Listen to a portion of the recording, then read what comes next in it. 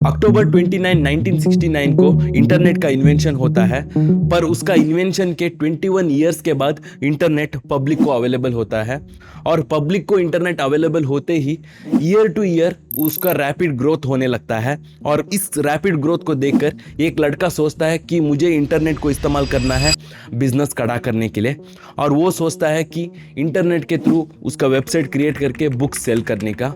1994 में जाकर वो उसका वेबसाइट लाइव करता है। लाइव होते ही बुक्स के लिए उसका वेबसाइट पे ऑर्डर्स आने लगता है और उन ऑर्डर्स को फुलफिल करने के लिए वो खुद ड्राइव करके उसके कस्टमर्स तक उन बुक्स को डिलीवर करता है। और 10 साल के बाद वो लड़का एक ई कॉमर्स एम्पायर ही खड़ा करता है, वो है अमेजॉन। और वो लड़का आपको पता ही होगा, जेफ बेजोस, जो फाउंडर है अमेजॉन का। देखो दोस्तों, हम मान सकते हैं कि 1994 में ई कॉमर्स का बर्थ हुआ है और लगभग 2016 से एक मेक मनी ऑनलाइन का ट्रेंड शुरू हो चुका है।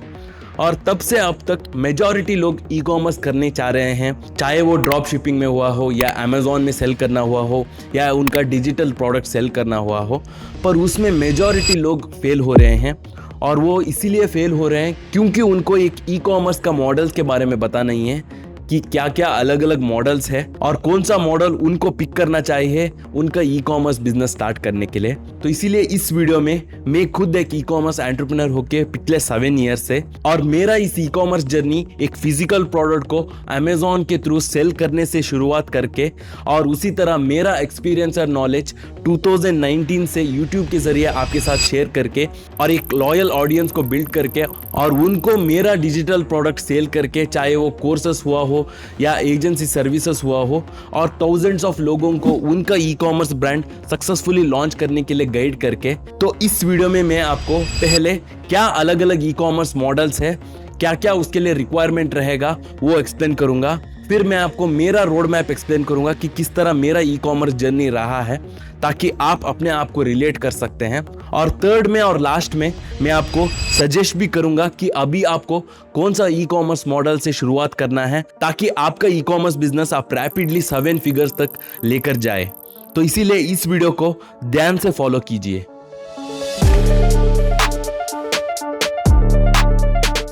देखो दोस्तों, मेरा इस एक्सपीरियंस से मैंने ई कॉमर्स मॉडल को 6 टाइप्स में डिवाइड किया है, और उसको कंपेयर करने के लिए भी मैं 6 पैरामीटर्स को कंसिडर करूंगा। तो क्या है वो पैरामीटर्स, वो मैं आपको अभी एक्सप्लेन करूंगा। सबसे पहले आता है ट्रांजैक्शन वैल्यू, मतलब उस पर्टिकुलर ई कॉमर्स मॉडल में एक यूनिट कितना मैक्सिमम प्राइस पे आप सेल कर सकते हैं। फिर सेकंड आता है स्टार्टिंग कैपिटल, थर्ड है प्रॉफिट मार्जिन, फोर्थ है स्केलेबिलिटी, मतलब उस पर्टिकुलर ई कॉमर्स मॉडल में कितना पोटेंशियल है, कितना मैक्सिमम तक अर्न कर सकते हैं आप। फिर आता है टाइम कंजप्शन, और ये पैरामीटर भी बहुत ही इंपॉर्टेंट है कि मतलब उस पर्टिकुलर ई कॉमर्स मॉडल में कितना मैक्सिमम टाइम लगता है उस मॉडल और उस बिजनेस को प्रॉफिटेबल बनाने के लिए। फिर 6th और लास्ट पैरामीटर है अपफ्रंट वर्क, मतलब आपके पास कितना रिसोर्सेस और स्किल्स रहना चाहिए उस पर्टिकुलर मॉडल को प्रॉफिटेबल बनाने के लिए।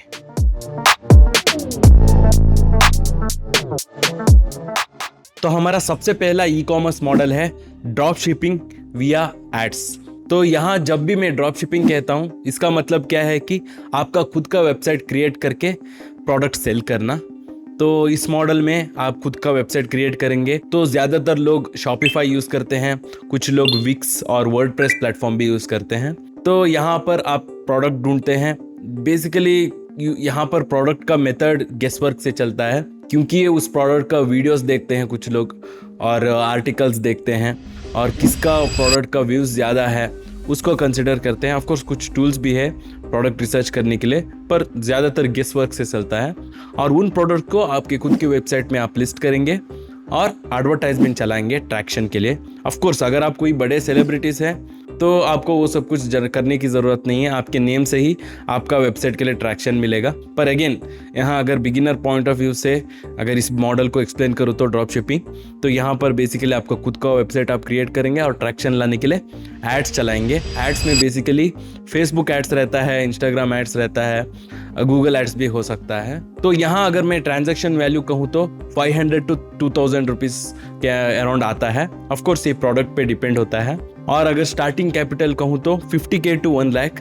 तो ऑफ कोर्स कुछ लोग कहते हैं कि ड्रॉप शिपिंग कंप्लीट जीरो से स्टार्ट कर सकते हैं, वैसा नहीं है। ऑब्वियसली आपको प्रोडक्ट पे इसमें इन्वेस्ट करना है। कुछ लोग कहते हैं कि ऑर्डर्स आने के बाद आप सप्लायर से प्रोडक्ट ले सकते हैं, तो वो स्केलेबल और रिलायबल बिजनेस मॉडल नहीं है। तो अगर आपको सही तरीके से रिलाय होकर प्रॉपर बिजनेस मॉडल करना है इस ड्रॉप शिपिंग मॉडल में, तो आपको अराउंड 50K to 1 लाख चाहिए होगा। एंड अगेन आपको एड्स पे भी बजट चाहिए, तो वो सब कुछ इंक्लूड करके इतना स्टार्टिंग कैपिटल आपको चाहिए होगा। फिर आता है प्रॉफिट मार्जिन, क्योंकि यहाँ पर एड्स पे डिपेंडेंट है और आपको फेसबुक एड्स और गूगल एड्स एक ऐसा एड्स है, मतलब फेसबुक में ज़्यादातर लोग मीम्स देखने के लिए जाते हैं, वीडियोस देखने के लिए जाते हैं, तो एड्स पे क्लिक करेंगे तो भी कन्वर्जन बहुत ही पुअर रहता है। तो आजकल फेसबुक एड्स ऑलमोस्ट डेड ही हो चुका है। मतलब आप एक रिकग्निशन बिल्ड कर सकते हैं और आप एक फॉलोइंग बिल्ड कर सकते हैं, पर उसी एड से कन्वर्जन लाना बहुत ही मुश्किल हो चुका है। और फेसबुक भी बहुत स्ट्रिक्ट हो चुका है एड्स को लेकर। एड अकाउंट सस्पेंड भी बहुत ज़्यादा होता है, तो इसीलिए प्रॉफिट मार्जिन समवेयर अराउंड 20% है। फिर से आता है स्केलेबिलिटी, ये हाई ही है। अगर आप सही तरीके से बिजनेस करते हैं तो ऑफ कोर्स इसमें पोटेंशियल है। फिर आता है टाइम कंजम्पशन और अपफ्रंट वर्क। तो टाइम कंजम्पशन हाई है और अपफ्रंट वर्क वेरी हाई है। तो देखो दोस्तों, इस बिजनेस मॉडल में क्योंकि आपको एग्जैक्ट डाटा नहीं मिलेगा, जैसे मैंने पहले कहा, आप प्रोडक्ट सिलेक्शन वीडियो के व्यूज को देखकर कंसिडर करते हैं। मैंने पिछले मेरे एक वीडियोस में बताया था कि कुछ लोग मतलब वीडियोस देखते हैं और वीडियोस का व्यूज ज़्यादा है समझ के वो प्रोडक्ट पिक करके करने की सोचते हैं। वैसा नहीं है, क्योंकि उस प्रोडक्ट का वीडियोस के लिए व्यूज ज़्यादा आ रहा है, इसका मतलब ये नहीं कि वो प्रोडक्ट अच्छा प्रोडक्ट है और ज़्यादा सेल होगा। इसमें बेसिकली गेस वर्क चलता है, तो इसीलिए टेस्टिंग बहुत ज़्यादा होता है। आपको एटलीस्ट 4 to 5 प्रोडक्ट्स मतलब डाल के टेस्ट करना होगा, जिसमें अगेन आपका इन्वेस्टमेंट जाता है, फिर जाके आपको एक प्रॉफिटेबल प्रोडक्ट मिलेगा। और अपफ्रंट वर्क भी इंक्लूडेड ही है, जिसकी वेबसाइट क्रिएट करना, एड्स चलाना। तो बेसिकली टाइम कंजम्पशन ज़्यादा होता है। और अगर आपको एक प्रॉफिटेबल प्रोडक्ट भी मिलता है, वो सीजनल हो सकता है, कुछ ही मंथ्स के लिए, क्योंकि उसका ट्रेंड हाई है, वो सेल हो सकता है। फिर अगेन आपको मतलब वरी करना है कि नेक्स्ट प्रोडक्ट कौन सा लॉन्च करो। तो रिलायबिलिटी वो सब कुछ कंसिडर करते हैं, तो टाइम कंजप्शन और अपफ्रंट वर्क बहुत ज़्यादा है इसमें। तो बेसिकली इस ड्रॉप शिपिंग मॉडल को अगर ऑप्टिमाइज़ करते हैं हम नेक्स्ट लेवल पे, वही है हमारा सेकंड बिजनेस मॉडल, तो ड्रॉप शिपिंग ऑर्गेनिकली। तो इसका मतलब क्या है कि ऑफ कोर्स आपका खुद का वेबसाइट आप क्रिएट करेंगे, प्रोडक्ट सेलेक्ट करेंगे, पर इस बार एड्स चलाने की वजह आप ऑर्गेनिकली ट्रैक्शन लाएंगे। मतलब आप सोशल मीडिया को इस्तेमाल करेंगे जैसे कि इंस्टाग्राम, और वहाँ पर एक ऑडियंस बिल्ड करके फिर उनको आपका वेबसाइट पुश करेंगे और मोनेटाइज करने की कोशिश करेंगे। तो इसका ट्रांजैक्शन वैल्यू 500 to 1000 है। स्टार्टिंग कैपिटल 50K हो सकता है, क्योंकि यहाँ पर एड्स पे आपको सेपरेट बजट रखने की ज़रूरत नहीं है, तो अराउंड 50K से आप स्टार्ट कर सकते हैं। तो आपका मेजर इन्वेस्टमेंट प्रोडक्ट पे ही रहने वाला है। प्रॉफिट मार्जिन, क्योंकि यहाँ पर एड्स नहीं चला रहे हैं आप, तो ऑर्गेनिक सेल्स हो रहा है आपको, तो प्रॉफिट मार्जिन अप टू 40% तक हो सकता है, इवन 50%। अगेन वो प्रोडक्ट पे डिपेंड होता है, तो प्रॉफिट मार्जिन बेसिकली इसमें ज़्यादा रहेगा। और स्केलेबिलिटी भी वेरी वेरी हाई है। जब आप एक लॉयल ऑडियंस बिल्ड करते हैं आपके ब्रांड के लिए और आपके प्रोडक्ट के लिए, तब आपका स्केलेबिलिटी मतलब एंडलेस है। बहुत ही हाई लेवल तक आपका बिजनेस आप स्केल कर सकते हैं। पर टाइम इन्वेस्टमेंट और अपफ्रंट वर्क, तो ये बहुत ज़्यादा है, वेरी हाई है दोनों का। क्योंकि अगेन जैसे मैंने पहले कहा, आपको ऑडियंस बिल्ड करना है, उसके लिए आपको कंसिस्टेंट पोस्ट, वायरल वीडियोस वो रिसर्च करके डालना पड़ता है, इसके लिए बहुत टाइम लगता है, और अपफ्रंट वर्क भी ज़्यादा रहता है कंसिस्टेंटली। तो ये वन ऑफ द ड्रॉबैक्स है इस मॉडल का। फिर आता है हमारा नेक्स्ट बिजनेस मॉडल में, वो है डिजिटल प्रोडक्ट्स और सर्विसेज। तो इसको एक्सप्लेन करने के लिए सिंपल है, तो मेरा ही अगर आप यूट्यूब वीडियोस देखते हैं, मेरा डिस्क्रिप्शन में आप देख सकते हैं मेरा कोर्सेस, मेरा मेंटरशिप प्रोग्राम का वेबसाइट में डाल के रखता हूँ। वहाँ पर जो भी लोग जाते हैं, जो मेरा नॉलेज और एक्सपीरियंस उनको पसंद है, जो मेरा जो ई कॉमर्स बिजनेसेस वो सीखना चाहते हैं, तो वहाँ पर वो क्लिक करके वो परचेस करते हैं। वैसे भी मेरा एक फ्री ई बुक भी है जहाँ से आप सीख सकते हैं, वो मेरा एप्लीकेशन में फ्रीली अवेलेबल होता है आपको, वो मेरे डिस्क्रिप्शन में आपको मिल जाएगा। और उसी तरह मेरा सर्विसेज भी है, डिजिटल सर्विसेज, जहाँ पर मेरा डन फॉर यू सर्विस है, जहाँ पर हम लोगों का ई कॉमर्स स्टोर बिल्ड करते हैं, उनका account registration, GST, seller account और प्रोडक्ट रिसर्च, प्रोडक्ट के लिए सप्लायर ढूंढना, प्रोडक्ट का लिस्टिंग करना, प्रोडक्ट को फर्स्ट पेज पे लाना, मतलब वो सारा सर्विसेज हम प्रोवाइड करते हैं। तो उसको ही हम डिजिटल प्रोडक्ट या सर्विसेज कहते हैं। तो इसका ट्रांजैक्शन वैल्यू बहुत ज़्यादा है, एनीवेयर अराउंड 10,000 to 50,000 हो सकता है, इवन 1 लाख हो सकता है। वो डिपेंड होता है कंटेंट क्रिएटर और इन्फ्लुएंसर के ऊपर बेसिकली उसका ब्रांड का परसीव्ड वैल्यू कैसा है उसके ऊपर वो डिपेंड होगा, और अगेन प्रोडक्ट पे भी डिपेंड होगा। पर इसका ट्रांजैक्शन वैल्यू बहुत ज्यादा रहता है और स्टार्टिंग कैपिटल भी बहुत ही कम है, समवेयर अराउंड 10,000 के अंदर ही रहता है। ज़्यादा से ज़्यादा मतलब वेबसाइट पे इन्वेस्ट करना पड़ता है कोर्स होस्ट करने के लिए। और अगर एडवांस लेवल में कहूँ तो ऑफ कोर्स जैसा बिजनेस ग्रो होता जाएगा टीम मेंबर्स ऐड होते हैं, पर इनिशियल बजट जो स्टार्टिंग कैपिटल है वो 10,000 के अंदर है। और प्रॉफिट मार्जिन इसका बहुत ही हाई रहता है, अप टू 80% हो सकता है कई बार, तो प्रॉफिट मार्जिन ज़्यादा रहता है क्योंकि यहाँ पर हम मनी इन्वेस्ट नहीं कर रहे हैं, स्टार्टिंग कैपिटल बहुत ही कम है और स्केलेबिलिटी भी बहुत ही हाई है, वेरी वेरी हाई है। आप दे सकते हैं कई सारा कंटेंट क्रिएटर्स है जो लिटरली 7, 8, 9 फिगर्स तक अर्न करते हैं उनके डिजिटल प्रोडक्ट और सर्विसेज से। फिर आता है टाइम इन्वेस्टमेंट और अपफ्रंट वर्क, ये बहुत ही ज़्यादा है, वेरी वेरी हाई है डिजिटल प्रोडक्ट्स के लिए। तो फॉर कॉन्टेक्स्ट मेरा ही अगर आप देखते हैं तो मैं 2019 से मतलब YouTube करते आ रहा हूँ, मुझे ऑलमोस्ट 10,000 सब्सक्राइबर्स करने के लिए ही 2 साल हो लगा और अभी तक में अगर आप देखें ऑलमोस्ट 5 इयर्स होने को आता है, फिर भी अराउंड 50,000 सब्सक्राइबर्स ही है। तो बहुत ही टाइम कंज्यूमिंग प्रोसेस है और अपफ्रंट वर्क बहुत ज़्यादा होता है।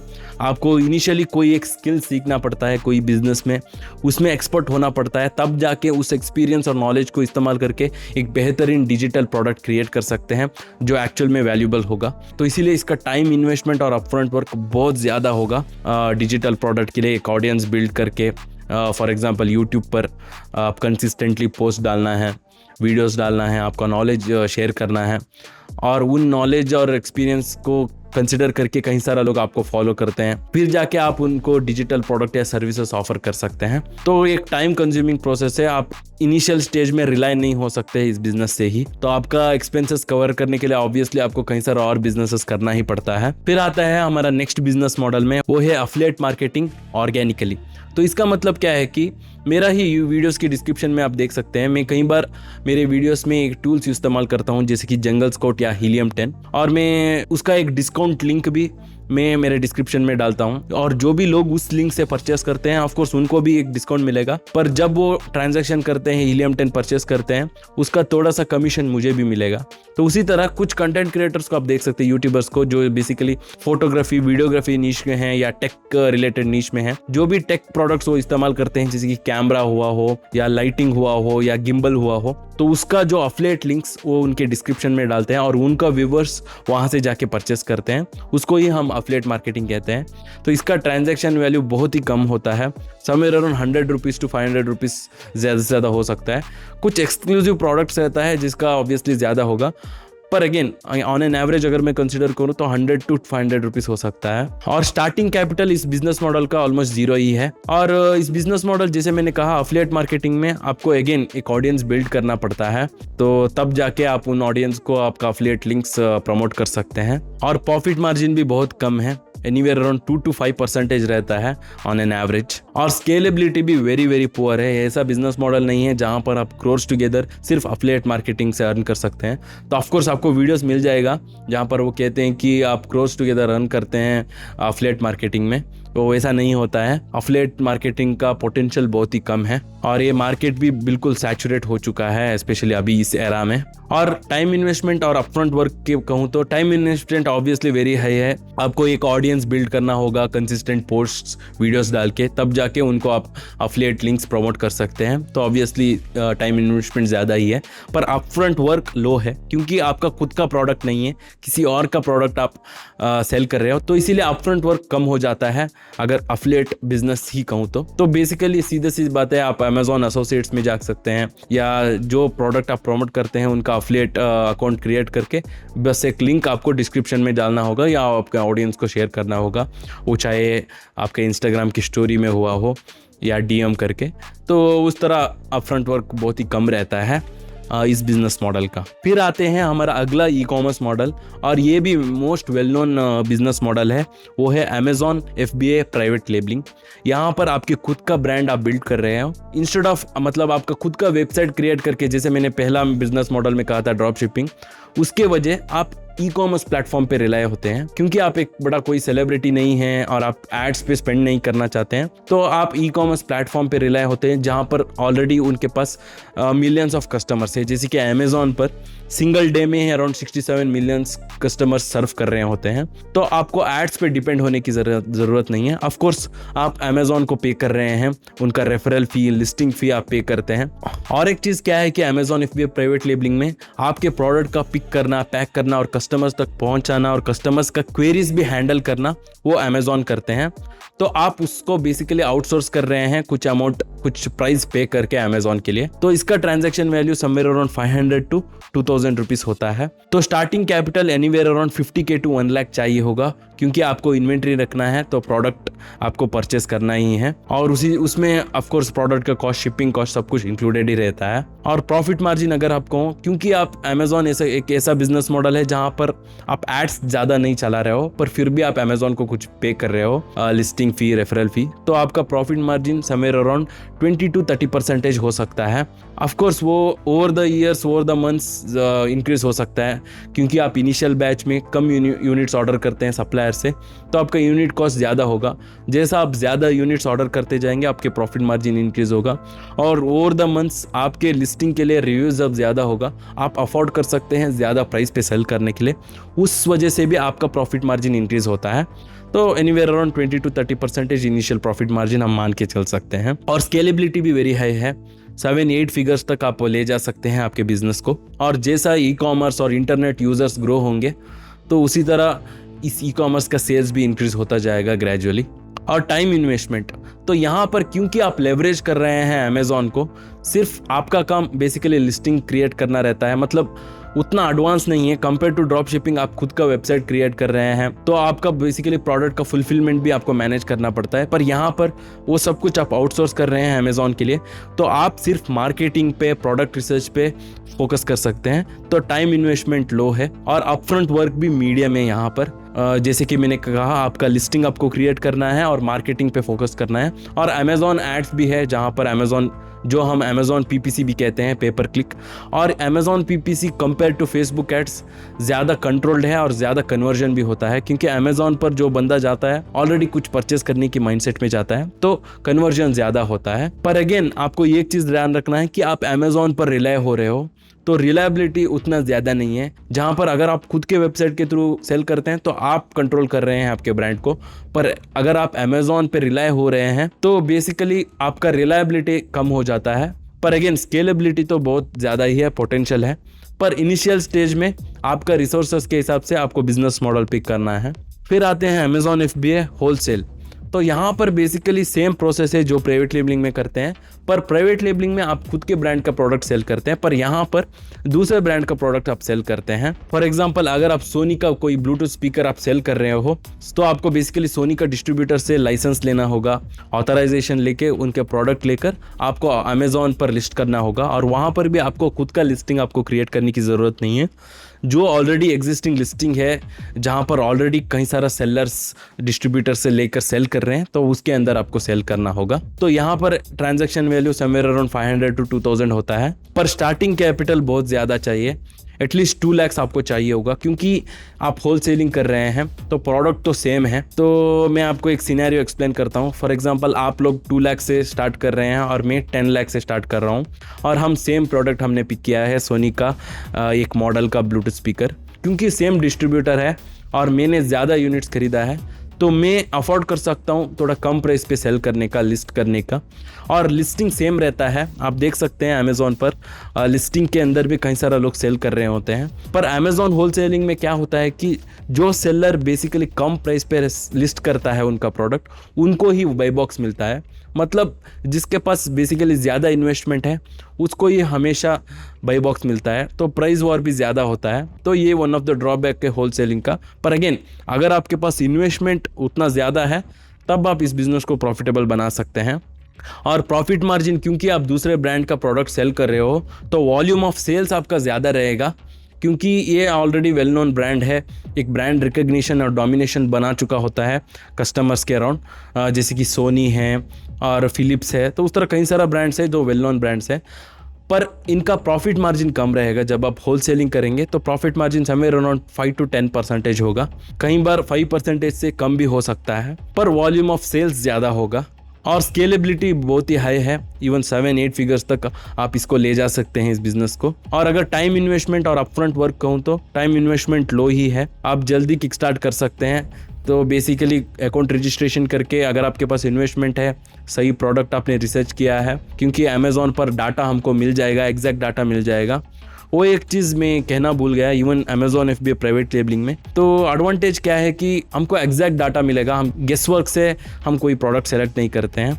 जो भी प्रोडक्ट हम सेलेक्ट करते हैं उसका कॉम्पिटिटर को हम देख सकते हैं, उन्होंने लास्ट मंथ में कितना सेल्स किया है वो डाटा हमको मिल जाएगा। जो फर्स्ट पेज में जितना भी सेलर्स है उनका लास्ट मंथ का डाटा हमको मिल जाएगा, उसको हम कंसिडर कर सकते हैं प्रोडक्ट का सिलेक्शन करने के वक्त। तो वो एक एडवांटेजेस है कंपेयर टू हमारा खुद के वेबसाइट, मतलब ड्रॉप शिपिंग के थ्रू सेल करने का। तो होलसेलिंग में भी वही होता है, इवन होलसेल प्रोडक्ट कंसिडर करने के वक्त भी आप डाटा एक्चुअल ले सकते हैं।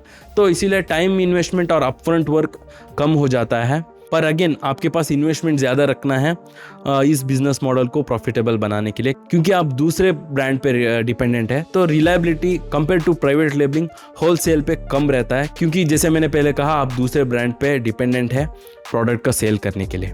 तो ये रहा दोस्तों अलग अलग ई-कॉमर्स मॉडल का एक्सप्लेनेशन। आप चाहे तो इस चार्ट को स्क्रीनशॉट भी ले सकते हैं आपके रेफरेंस के लिए।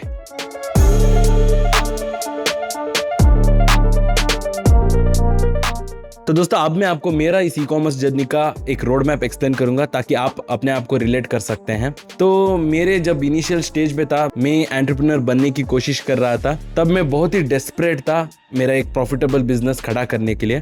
तब मेरे एक मेंटर ने मुझे कहा था कि एरोप्लेन एक्चुअली टेक ऑफ करने के वक्त उसको ज़्यादा फ्यूल चाहिए होता है, और जब वो एक्चुअली टेक ऑफ कर चुका होता है और आसमान में रहता है उतना फ्यूल वो कंज्यूम नहीं करता है। उसी तरह एक बिगिनर जब वो बिजनेस करने की सोचता है तो उसका पहला बिजनेस है ना एंटरप्रेन्योर का, वो बहुत ही इंपॉर्टेंट रहता है, वो बहुत ही क्रूशल रहता है। तो इसीलिए बिगिनिंग स्टेज में सही बिजनेस मॉडल पिक करना बहुत ही इंपॉर्टेंट रहता है। पर ये चीज़ एक्चुअली मेरे मिस्टेक से मुझे सीखना पड़ा, क्योंकि मैंने क्या किया, पहले मेरे खुद का वेबसाइट मैंने क्रिएट किया, और उस वेबसाइट के क्योंकि मैं कोई बड़ा सेलिब्रिटी या इन्फ्लुएंसर नहीं था, तो मुझे ट्रैक्शन लाने के लिए मुझे फेसबुक एड्स रन करना पड़ा। फिर जाके मुझे रियलाइज़ हुआ कि ये प्रॉफिटेबल बिजनेस नहीं हो सकता है। तब मुझे रियलाइज़ हुआ कि मुझे एक्चुअली एक ई-कॉमर्स प्लेटफॉर्म पे रिलाय होना है ताकि मैं उन कस्टमर्स को लेवरेज कर सकूं।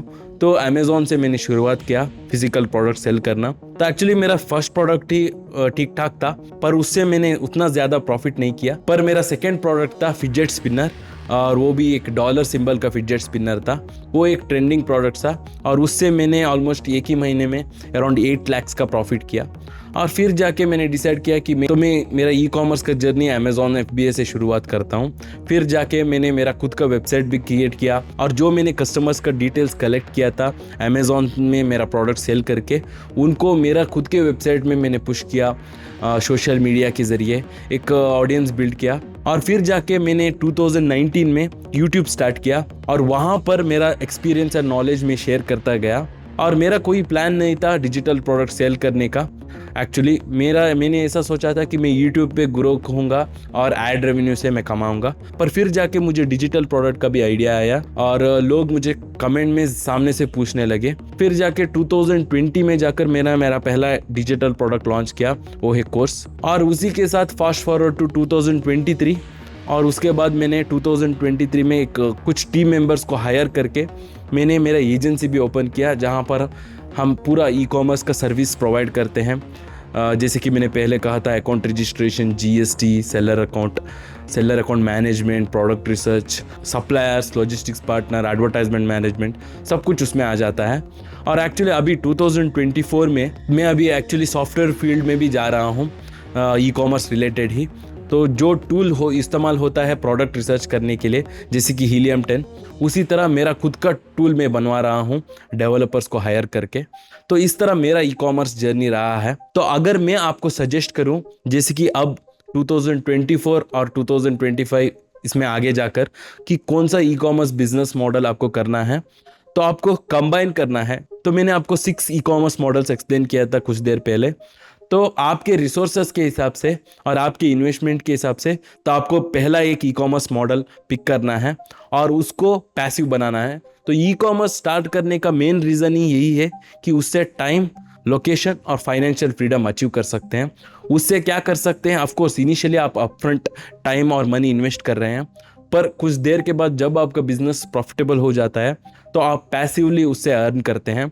उससे आपको एक अपॉर्चुनिटी मिलता है और आपका एक टाइम भी बच जाता है ताकि आप और इनकम स्ट्रीम्स क्रिएट करें। तो जैसे कि अगर मैं एवरेज लोगों को कंसिडर करूं तो आप मेरा ही रोड मैप आप कंसिडर कर सकते हैं। आप सबसे पहले ई कॉमर्स प्लेटफॉर्म को इस्तेमाल कर सकते हैं आपका ई कॉमर्स जर्नी स्टार्ट करने के लिए।